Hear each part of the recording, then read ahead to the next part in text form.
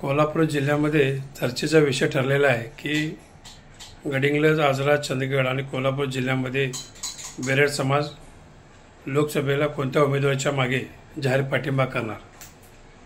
तर मित्रांनो, आज या माध्यमातून आपल्याला सांगू इच्छितो, गडिंग्लज, आजरा, चंदगड आणि कोल्हापूर जिल्ह्यामध्ये जवळजवळ 50 ते 60 हजार मतदार आपल्या बेरेड समाजाचा आहे। परंतु गेली अनेक वर्ष हा समाज मागास असल्यामुळे स्थानिक आमदार असतील, खासदार असतील यांनी कोणी आम्हाला विचारात घेतलं नाही।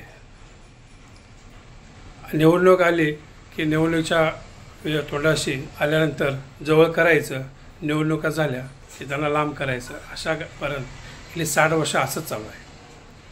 आज या बेरेड समाजाचा युवक नेता म्हणून हा समाज सक्षम झालेला आहे आणि आज चर्चेचा विषय असा आहे की आम्ही बेरेड समाजाच्या वतीने एक सभा घेऊ, बैठक घेऊ, समाजाच्या वतीने कोणाला पाठिंबा जाहीर करायचा आणि आमच्या समाजाचं दुखणं जे आहे, समाजाचे जी मागणी आहे, जे आमचे पूर्ण करतील त्याच उमेदवाराला आपण जाहीर पाठिंबा करणार आहोत, अशी भूमिका मी एक युवा नेता म्हणून घेत आहे।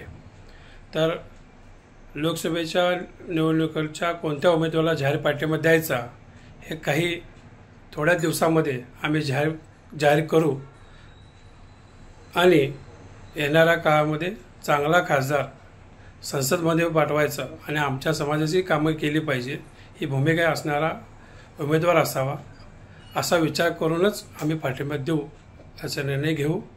इथे संपतो। जय हिंद, जय महाराष्ट्र। एबीपी माझा, उघडा डोळे बघा नीट।